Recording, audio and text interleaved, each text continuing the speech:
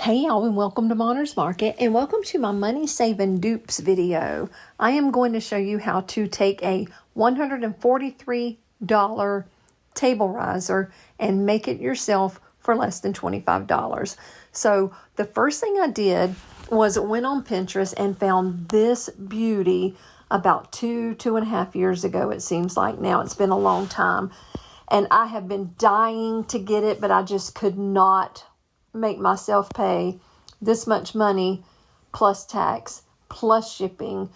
So I got the measurements, went to Home Depot, and had the guy cut my wood for free. If you don't know that they will do that, they will absolutely cut the wood that you need for free. So this little fellow was sweet enough to cut all of my measurements for me, and one piece of board for everything that I needed will make 3 of those things. So it is a huge bargain. So this is just me throwing everything in my trunk and getting ready to go home. And this is me at home. These are my pieces. All of the measurements will be listed down in my description box to make sure that you have everything you need if you want to recreate this. This is going to be my bottom. And I took all of the pieces, took my little hand sander from the Dollar Tree, and I just went over everything and just sanded it down really good to make sure there weren't any little splinters or rough spots or anything, so that when I went to put it together, it would be a lot easier. So I took some hot wood glue, or wood glue, hot sticks, wood glue, however you want to say it. And I put that on there first just for a little bit more stability. And then once I got that on there, I went behind with my brad nailer, and I went to town just nailing it. And now those brad nails you cannot see. They sort of disappear into your wood. So I put several in there because, again, I wanted it to last for a long time. And this is a very big piece. It's very large. Now look, you see that on the front right there, that embellishment? I have literally looked for 2 years for that to make in like a clay mold. 2 years I've waited to make this thing, and it's because I looked and I looked and I looked. And I Googled and I searched, and I could never find the right mold. Well, lo and behold, the other day, I was just searching like random molds or something like that. I don't remember what I was searching. And these little things popped up, and it is identical to the ones that I found on Etsy. Actually, I found it on Pinterest through an Etsy link. I will list the link of the original creator down in my description box in case you want to go directly to her to get you one of these gorgeous pieces, because she does absolutely amazing work. And I'm telling you, she is worth all of the credit that we can give her, because they are just absolutely stunning pieces that she makes. And she has a really high rating on Etsy, so I'm going to leave all her information down in the description box below. And I have not been able to reach her to get her permission to say her name on here, so I'm not really going to put it out there, but I will leave all of her information down in my description box. Anyway, as you saw, I took my ivory chalk paint by Waverly, and I'm just going to go through and give everything 2 good solid coats of this ivory paint. Now, my first thought was to do it in the antique wax, wipe it down, and then sort of do the distress look that I love so much. But I wanted to try to keep it as close to the original as I could, except I was trying, y'all are probably going to laugh me out of this place. I was trying to do like this faux, what is it called? Rust look. And I failed miserably. So I may go back and repaint it, but I got called away on an emergency a couple of days ago, and I have not been able to go back and repaint it or anything. But it's really not that bad in the end. It's just that once I got it done and compared it to the one that was the original one, I really like the way she did her color scheme a lot better than the way I did my color scheme. But you don't have to do it in these colors. You can do it in literally any color you want to. If you have a pink and yellow living room, then make you a pink and yellow one. And actually, somebody asked me the other day if I could do oh gosh, what were the colors? It was so different together. I don't know. I'll have to look and see. But like two really funky colors that you would never imagine to be together. They asked me if I could do one of these in those colors. And I was like, okay, well, if that's what you like, you're going to pay for it. So anyway, once I got everything done, my husband saw a few little minor cracks in it. And he's like, why don't you let me put some, what did he call that stuff? Caulk in there and just fill in those little rough edges. I was like, no, it's okay. We like rugged. We like farmhouse. We like rustic. And he was like, yeah, no, that's driving me crazy. Let me add some of this caulking to it. And he did. And you know what?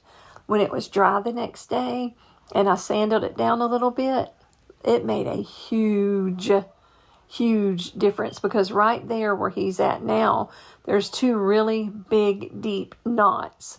And I put them on the bottom on purpose so you couldn't hardly see them, but it was driving him crazy that those knots were there. So he would do little by little, layer by layer, let it dry, another layer, let it dry, till he filled those little knots in. And it worked like a charm. It really did work like a charm. So thank you, baby, for doing that for me. So now this is what my box looks like at this point. And that's just him sort of touching some things up for me. Now I'm just going to take my little smaller paintbrush and I'm going to go ahead and dab and sort of wipe all around both sides. Because when I painted it, I only painted the top, like I was swiping across the top. And there were lots of spaces on the side pieces that I missed painting. So that's what I'm doing. I'm just going back in and sort of covering everything up again, like I said, with a second coat. Now the first coat gave really good coverage, but it had a lot of areas where you could still see through to the wood grain. And this piece, truly, I know I say it almost every video, but I mean it every video, and I truly mean it with this one. This is going to be one of my top 3 things that I've ever made. I love it that much, and it is so gorgeous. So anyway, I have no idea why I'm showing you me painting this thing for this long, but let me move on from painting for a second. Well, I don't mean move on from painting. I just mean move on from painting the front part right here. Y'all know some days I just can talk and get myself through a video, and other days I struggle, and today is one of those struggle days. So now all I'm doing is literally giving the rest of the entire box a second coat of the Ivory chalk paint by Waverly. Now, this I let sit overnight to dry completely because it was such a large area. And once it dried and I went back in the next day, I was tickled to death at the way it looked. Now, these are some handles that I picked to go on it. We're not going to put them on right now, but I just wanted to show these handles to you. This is me measuring the little screw that came with it to make sure that whenever I did screw it on, that the screw that they sent was long enough, and it was actually perfect. But look how pretty those are. They were only like $2.48 at, where'd I get them? Home Depot. Now, these are my finials that I got from Woodpecker Crafts, and I painted them with the antique wax and wiped it off, and this is what it gave me. These beautiful, beautiful, beautiful finials that I'm going to use as feet for my box. Look at how beautiful these things are. I am obsessed with these finials, especially using them for feet. To me, they make things look so rustic, so French country, so shabby chic. Like, I don't know, I can't get enough of them. I adore these little feet. And then after I got all of my feet on, which seems to be taking me forever, I am ready to distress it. So I'm going to go in with the Antique Wax by Waverly. And at first I wanted to just like kind of barely go over everything and then wipe it down. But once I wiped it down, it was so light, you couldn't really see anything. So I decided to go a little bit heavier on the distressing on top of the embellishments. And then I started like distressing the other edges, the top, the bottom, the sides. And as I did, one of them, I don't remember which corner it was, but on one of the corners, man, did I ever mess up. I spilt my paint out of my lid on the corner. So the only thing I could think to do was try to disguise it by wiping it down and making it look like it was intentional.